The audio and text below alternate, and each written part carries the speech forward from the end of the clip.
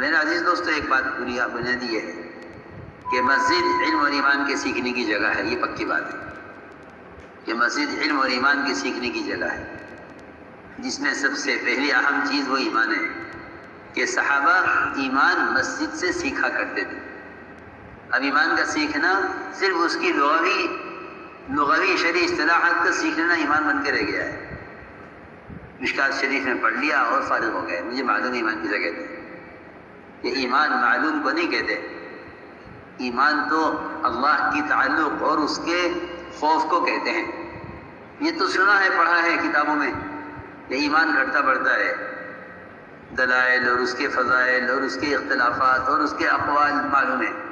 یہ نہیں معلوم کہ گھٹتا بڑھتا کہاں سے ہے، یہ نہیں معلوم. ہاں کہ بھئی پڑھا گا نہیں تم بحث یزید و ینقص، کیا مطلب ہے؟ کیا عمل سے؟ نہ، اعمال سے نہیں گھٹتا بڑھتا، بلکہ اعمال کا نور ایمان سے گھٹتا بڑھتا ہے.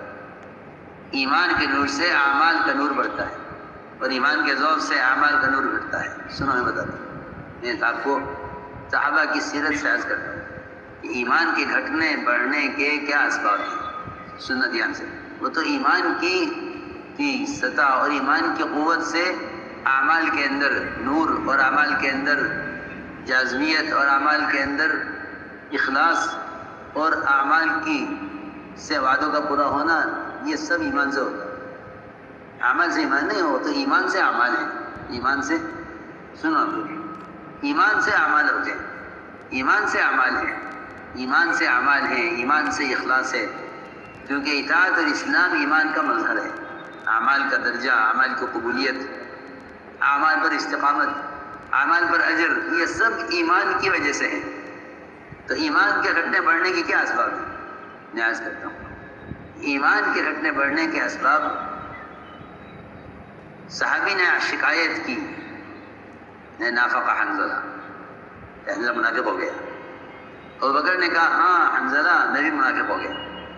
کیا بات ہو گئی؟ کہ بات یہ ہے کہ جو کیفیت ایمان کے حلقوں میں رہتی ہے وہ کیفیت یہاں سے نکل کر باقی نہیں رہتی. یہ ہے نا روایت میں. ہاں، ایک بات پر ہاں کرتے جائیے تاکہ مجھے اطمینان ہو جائے کہ یہاں سے نکل جاتے ہیں تو کیفیت باقی نہیں رہتی. چلو شکایت کرتے ہیں. گئے آج میں جا کے عرض کیا، یا رسول اللہ صلی اللہ علیہ وسلم، ہم تو منافق ہو گئے. کیوں؟ کیا بات ہو گئی وسلم؟ ہم تو منافق ہو گئے. کیوں؟ کیا بات ہو گئی؟ کہ جو کیفیت آپ کے پاس رہتی ہے مسجد میں، ایمان کے حلقے میں، وہ کیفیت باہر نکل کر ختم ہو جائے. بیوی میں، بچوں میں، کاروبار میں الجھ کر اس کیفیت کو کھو دیتے ہیں. تو آپ نے مایوس نہیں کیا، بلکہ آپ نے تسلی دی. آپ نے فرمایا یا حنظلہ ساعتن و ساعت، حنظلہ وقت کی بات ہے، وقت کی بات ہے. تم جاؤ گے، بازار سے جاؤ گے، ضرورت ہے. کاروبار میں جاؤ گے، ضرورت ہے. بیوی بچوں میں جاؤ گے، ضرورت ہے. لیکن ان حالات میں جا کر اللہ کو یاد رکھنا یہ ایمان ہے. اللہ کو یاد رکھنا ان حالات میں جا کر یہ ایمان ہے.